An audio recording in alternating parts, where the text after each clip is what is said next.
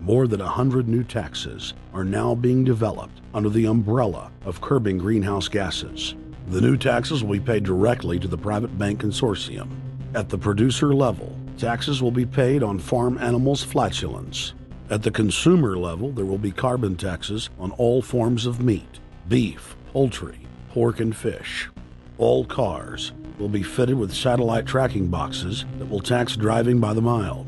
And an added tax will be placed on all fossil fuels, including motor oil and natural gas. All plastic products will have a carbon tax added. Outdoor space heaters and fireplaces are to be taxed. All electricity produced by coal-powered plants will be taxed.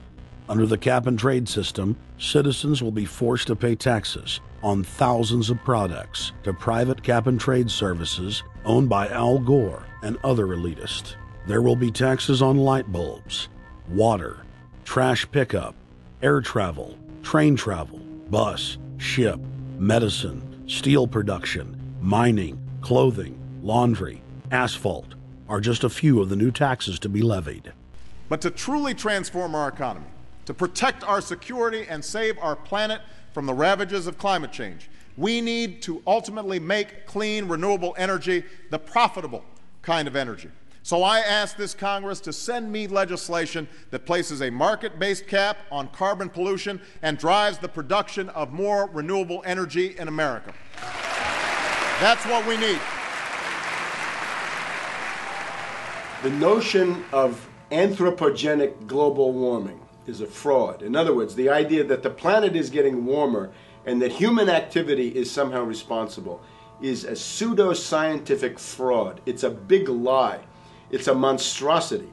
Remember the Nazis, they had race science, race hygiene. They said Aryan blood is different from any other kind of blood. This was, of course, idiocy, a fantastic piece of nonsense. Today, we got something similar.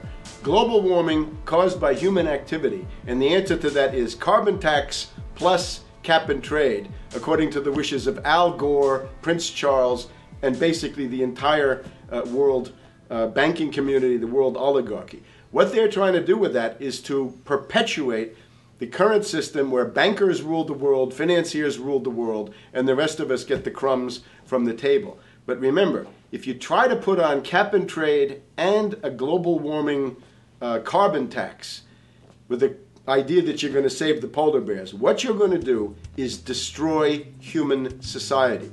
You're going to cause genocide on a massive scale. The deaths will be measured in the hundreds of millions and indeed in the billions.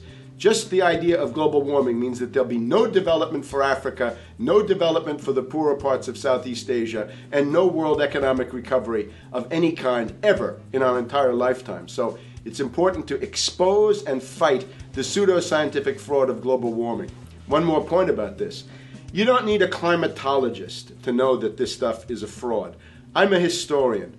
I can tell you, in the last 1,000 years, we had a period of very warm temperatures called the medieval warm period, where all kinds of grapes and semi-tropical stuff was growing very far into the northern hemisphere. That was about 1100, 1200. It happened to correspond with an all-time maximum of sunspots.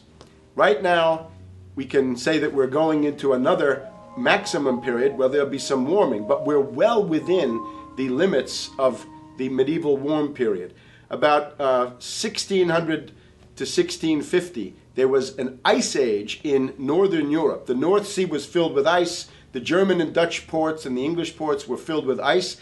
That corresponds to an all-time minimum of sunspot activity, the Spörer minimum and the Maunder minimum. So this has largely got to do with solar activity. We can see that other planets, not just the Earth, are warming slightly as a result of increased solar activity. But we're well within the minimum. So what the oligarchs claim to be an open and shut scientific case is a piece of pseudo-scientific nonsense, and it should be rejected.